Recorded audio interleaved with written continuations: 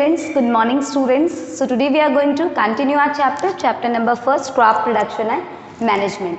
बच्चों last lecture के अंदर हमने कौन से एग्रीकल्चर प्रैक्टिस को डिस्कस किया था? हमने डिस्कस किया था replenishment of nutrients in the soil. ठीक है, सॉइल में किस तरीके से जो लॉस्ट फर्टिलिटी है, सॉइल की जो लॉस्ट फर्टिलिटी होती है उसको फिर से कैसे रिगेन किया जाए, फिर से कैसे उसको रिस्टोर किया जाए, इन टॉपिक्स को हमने कंप्लीट किया था. ठीक है, वो सारे तरीके देखे थे जिस तरीके से हम क्या कर सकते हैं, हम सॉइल के अंदर जो लॉस्ट न्यूट्रिएंट्स हैं उन सब को फिर से हम क्या कर सकते हैं, रीस्टोर कर सकते हैं, रीगेन कर सकते हैं. ठीक है, हमने ये भी देखा था कि फर्टिलाइजर एंड मिन्योर, ठीक है, फर्टिलाइजर के क्या क्या डिसएडवांटेजेस हैं, मिन्योर के क्या क्या फायदे हैं. ठीक है, इन सब चीज़ों के बारे में हमने स्टडी की थी. ओके, आज का जो हमारा टॉपिक है बच्चों वो क्या है, इरिगेशन. ठीक है, ये नेक्स्ट हमारा एग्रीकल्चर प्रैक्टिस है. इरिगेशन को समझने से पहले हम जानते हैं कि वाटर का इंपॉर्टेंस क्या है प्लांट की लाइफ में. ठीक है, सो देखिए बेटा, water is whittle substance that supports the life of all the living organism. ठीक है, जैसा कि हम सब जानते हैं कि पानी जो है वो one of the most important substance, one of the most vital substance. ठीक है, बहुत ही इंपॉर्टेंट सब्सटेंस है जो हर एक लिविंग ऑर्गेनिजम्स की लाइफ को सपोर्ट करता है. ठीक है, हम और आप पानी के बिना नहीं रह सकते, कोई भी लिविंग ऑर्गेनिज्म वाटर के बिना नहीं रह सकता. Plant also contains 90% of water. ठीक है, प्लांट की बॉडी में 90% वाटर प्रेजेंट होता है, but still they need water. ठीक है, बट फिर भी उनको और ज़्यादा वाटर की रिक्वायरमेंट है. तो बेटा रीज़न क्या है, क्यों रिक्वायर्ड है वाटर प्लांट को इतना ज़्यादा?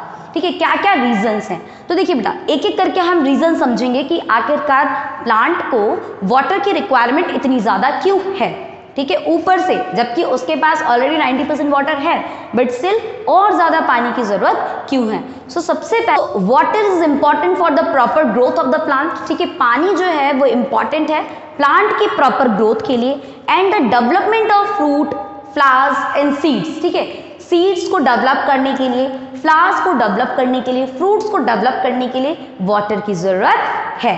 सेकेंड थिंग, वाटर जो है वो प्लांट के किस पार्ट के थ्रू एब्जॉर्व किया जाता है बच्चों? प्लांट का कौन सा पार्ट वाटर को एब्जॉर्व करने में हेल्प करता है? तो प्लांट का जो सबसे नीचे वाला पार्ट होता है, रूट. ठीक है, जो सॉइल के अंदर होता है, सॉइल के अंदर जो पार्ट है रूट हेल्प करता है वाटर को एब्जॉर्व करने में. Okay, clear? अब बेटा रूट जो है वो सिर्फ वाटर को एब्जॉर्ब नहीं करता, वाटर के साथ साथ वो सॉइल में प्रेजेंट मिनरल्स को, सॉइल में प्रेजेंट फर्टिलाइजर्स को, सब चीज़ों को, मेन्योर्स को क्या करता है, ये एब्जॉर्ब करता है. क्लियर? उसके बाद देखिए बेटा, जो वाटर है वो हेल्प करता है for germination of seeds. Seed के जर्मिनेशन के लिए भी वाटर उसकी हेल्प करता है. ठीक है, अगर हम आप छोटा सा भी पौधा लगाते हैं बच्चों अपने घर में, तो आप क्या करते हो, उसमें पानी डालते हो ना, ताकि जो सीड आपने डाला है वो जर्मिनेट होके उसकी ग्रोथ हो, एक यंग प्लांट हमें मिले, है ना. अगर आप आज एक छोटा सा सीड डालेंगे तो उस सीड को आप उस सीड के ऊपर जब सॉइल से उसको लेवल कर देंगे, उसके बाद आप पानी भी डालते हो उस पर, ताकि वो सीड जो है वो जर्मिनेट हो सके. तो water help in germination of seeds. ठीक है, सीड को जर्मिनेट करने में वाटर जो है वो हेल्प करता है. उसके बाद नेक्स्ट रीज़न क्या है बच्चों? नेक्स्ट रीज़न है, जैसे देखिए हमारी बॉडी के अंदर जो भी न्यूट्रिएंट्स हैं वो न्यूट्रिएंट्स हमारी बॉडी के हर पार्ट, हर सेल्स तक किसके थ्रू पहुंचता है? तो वो पहुंचता है ब्लड के थ्रू. ठीक है, तो जितने भी न्यूट्रिएंट्स हैं वो सारे न्यूट्रिएंट्स ब्लड में मिक्स होकर ब्लड के थ्रू वो हमारे बॉडी के हर पार्ट्स तक पहुंच जाता है. उसी तरीके से प्लांट में भी जितने भी न्यूट्रिएंट्स हैं वो सारे न्यूट्रिएंट्स वाटर में डिसॉल्व होते हैं और वाटर में डिसॉल्व होकर वो प्लांट के हर पार्ट तक पहुंचते हैं. Okay, clear? नेक्स्ट क्या इंपॉर्टेंस है, नेक्स्ट क्या रीज़न है, वाटर इतना ज़रूरी क्यों है? तो बेटा नेक्स्ट रीज़न है, वाटर के बिना प्लांट जो है वो अपना खाना नहीं बना सकता. ठीक है, हम सब जानते हैं कि प्लांट जो है वो एक ऑटोट्रॉफिक है. ऑटोट्रॉफिक है मतलब अपना खाना खुद बनाता है. ठीक है, वो किसी पे डिपेंड नहीं करता. तो बेटा जो प्लांट अपना खाना बनाता है वो किसकी हेल्प से बनाता है? तो हमने पढ़ा है ये प्रीवियस क्लास में कि प्लांट अपना खाना बनाता है carbon dioxide plus water in the presence of sunlight chlorophyll, ठीक है, मतलब ये सारी रिक्वायर्ड चीज़ें होती हैं प्लांट को अपना खाना बनाने के लिए, ठीक है। अगर हम प्लांट को वाटर नहीं देंगे तो फोटोसिंथेसिस प्लांट नहीं कर पाएगा, अपना खाना वो खुद नहीं बना पाएगा। क्लियर? तो इसलिए भी पानी ज़रूरी है। तो ये रीज़न है कि हमें अपने क्रॉप्स को रेगुलर इंटरवल में वाटर को सप्लाई करते रहना चाहिए, ठीक है। जब हम किसी क्रॉप को लगाते हैं तो हमें रेगुलरली हर एक पर्टिकुलर इंटरवल पे हमें पानी जो है वो डालते रहना चाहिए, हमें इरिगेट करते रहना चाहिए। ओके, अब देखिए जो मेन सोर्स है वाटर का, जो मेन सोर्स है बच्चों वो क्या है? तो बेटा मेन सोर्स जो है वो हमारा है रेनफॉल, बारिश, ठीक है। बट देखिए बारिश जो है हम कंप्लीटली बारिश पे तो नहीं डिपेंड कर सकते हैं। मान लीजिए अभी बारिश, मान लीजिए इस साल जो है वो बारिश अच्छी हो रही है, अगले साल अगर बारिश अच्छी नहीं हुई तो क्या करोगे आप?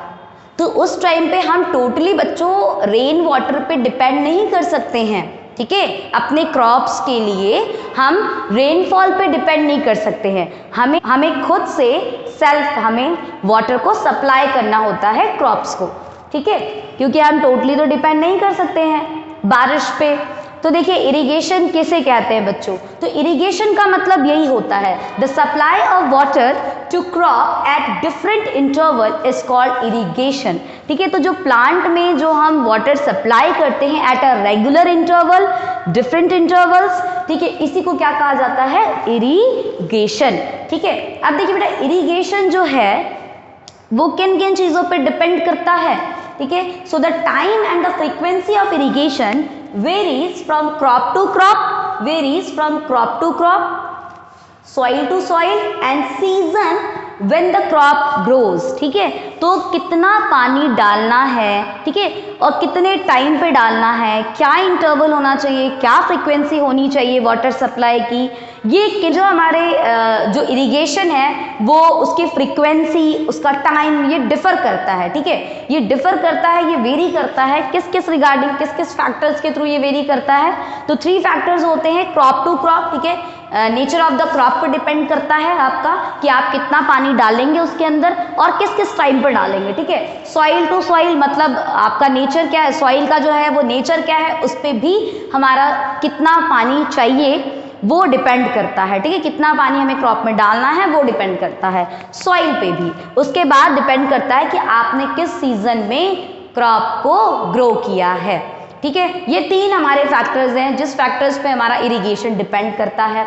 अब फर्स्ट जो फैक्टर है क्रॉप टू क्रॉप, ठीक है, मतलब नेचर ऑफ द क्रॉप पे जो डिपेंड करता है, इसको समझिए बच्चों। देखिए हर एक क्रॉप को सेम अमाउंट ऑफ वाटर की रिक्वायरमेंट नहीं होती है। कुछ क्रॉप ऐसे होते हैं जिनको पानी ज़्यादा चाहिए और कुछ क्रॉप ऐसे होते हैं जिनको पानी उतना ज़्यादा नहीं चाहिए, ठीक है। लाइक अगर मैं बात करूं कि हमें राइस की खेती करनी है, राइस की क्रॉपिंग करनी है, तो बेटा जो चावल है उसकी खेती के लिए हमें पानी ज़्यादा चाहिए, ठीक है। तो वहाँ पे हमारा जो इरिगेशन होगा उसकी जो फ्रीक्वेंसी होगी वो हाई होगी, ठीक है, हमें ज़्यादा वाटर चाहिए क्योंकि उस क्रॉप को नीड है पानी की। समझ में आ रही है चीज़?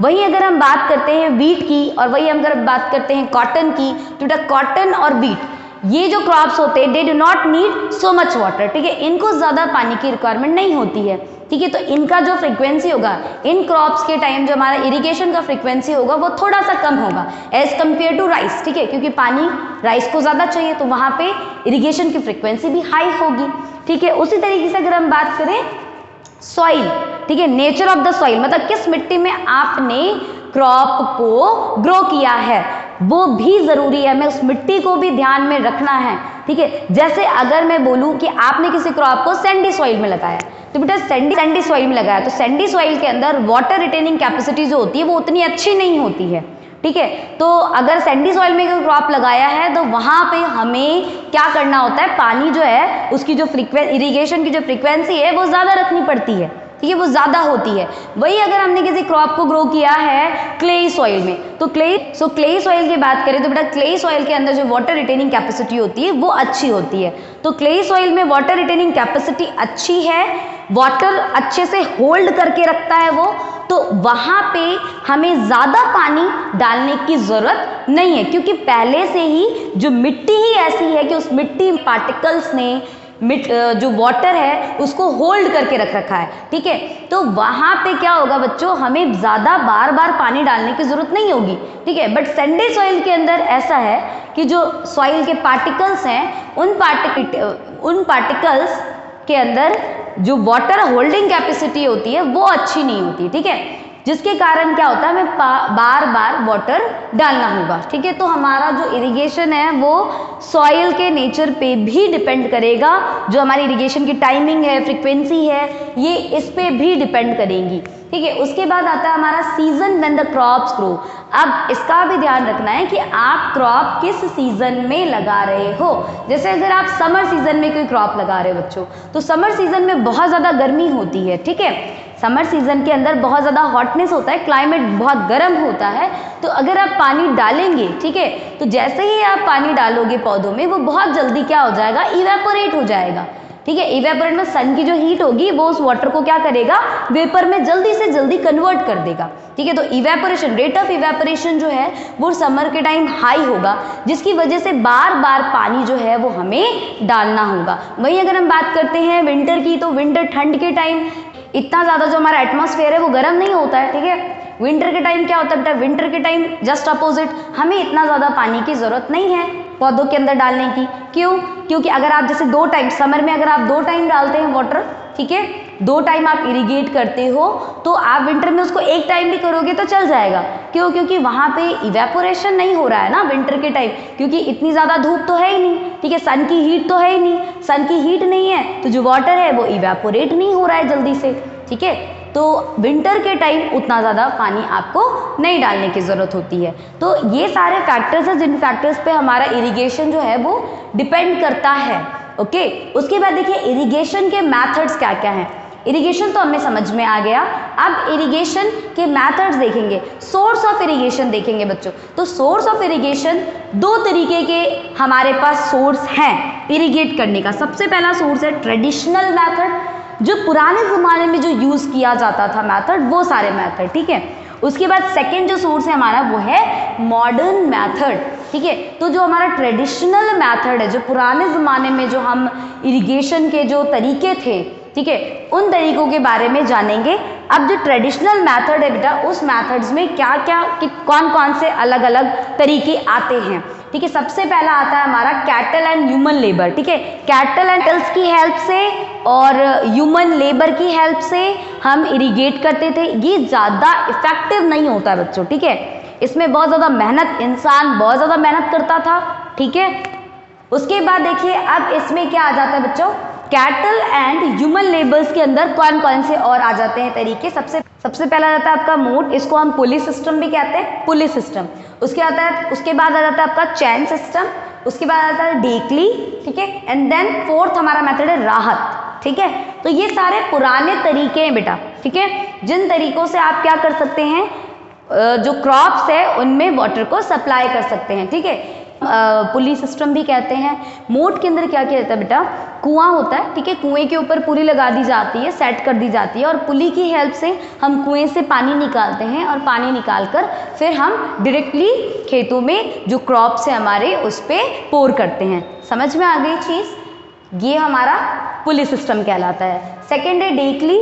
डेकली सिस्टम क्या है बेटा, हम कुएं से बाल्टी डालकर कुएं से हम डायरेक्ट पानी निकालते हैं, ठीक है, वहाँ पे पुली नहीं लगाया जाता है, ठीक है। सबसे पहले तो चेन पंप में क्या होता है बच्चों, चेन की हेल्प से हम बाल्टी को बांध देते हैं, ठीक है, और पुली के अंदर, और उसके बाद फिर बाल्टी जो है वो पानी को निकालता है कुएं से, और फिर डायरेक्टली फील्ड में वो सप्लाई हो जाता है। उसके बाद जो राहत है, राहत वाला मेथड, राहत सिस्टम में क्या किया जाता है बेटा, राहत सिस्टम के अंदर हम ऑक्स या बफेलो का यूज़ करते हैं, ठीक है, और उसको हम कनेक्ट करते हैं व्हील के थ्रू, और व्हील में बहुत सारी, व्हील के अंदर ऐसे व्हील है, व्हील में हम बहुत सारी क्या बना देते, बहुत सारी हम बाल्टियाँ लगा देते हैं इस तरीके से, ठीक है, और इस व्हील को हम अटैच रखते हैं किससे, हम ऑक्स से, ठीक है। अब ऑक्स जो है उसको ऐसे घुमाया जाता है, ठीक है, तो ऑक्स जैसे घूमता है ये व्हील भी रोटेट करता है, और ये व्हील रोटेट करके वाटर को कलेक्ट करता है व्हील से,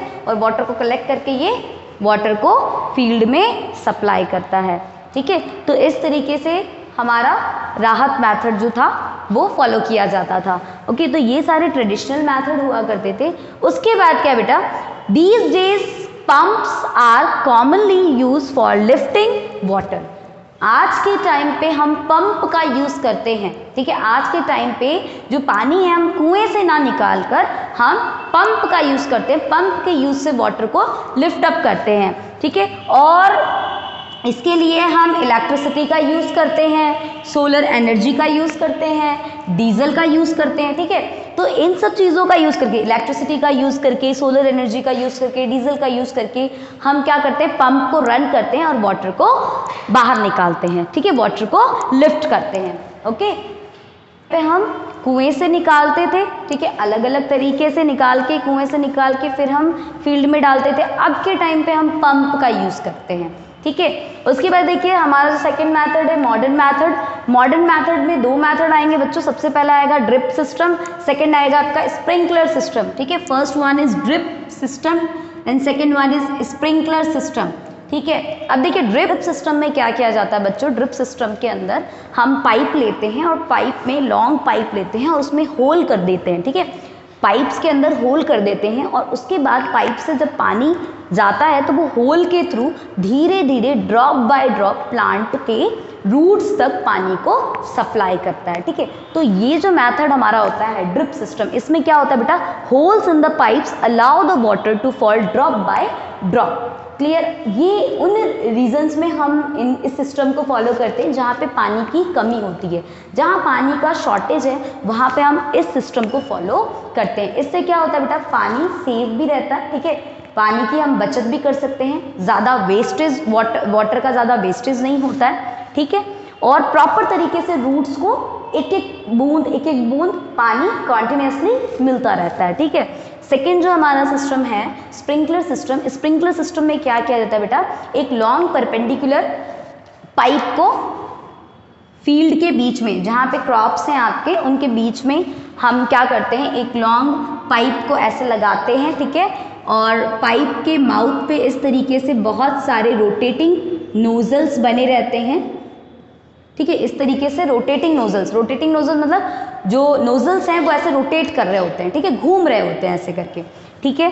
तो पंप की हेल्प से वाटर को लिफ्ट अप किया जाता है, लिफ्ट अप करके पाइप पे लाया जाता है और पाइप से फिर ऊपर जाता है और ये जो हमारा रोटेटिंग नोजल है उस रोटेटिंग नोजल से वो रोटेट होकर जो वाटर है वो पूरे फील्ड में चला जाता है, ठीक है। मतलब पूरे हमारे जो क्रॉप्स हैं उन क्रॉप्स तक पानी जो है वो सप्लाई हो जाता है, ठीक है। तो ये मेथड तो बेटा आप लोगों ने देखा भी होगा, आप लोगों ने भी देखा होगा, सीजन्स में लगाया जाता है ये सिस्टम जहाँ पे पानी की कमी ना हो, ठीक है। जहाँ पे पानी की कमी नहीं होगी वहाँ पे इस तरीके के सिस्टम को फॉलो किया जाएगा, जहाँ पे पानी की थोड़ी कमी है वहाँ पे हम इस तरीके के सिस्टम को फॉलो करेंगे, ठीक है। क्लियर। तो आई होप आपको इरिगेशन जो है वो पूरी तरीके से समझ में आ गया होगा।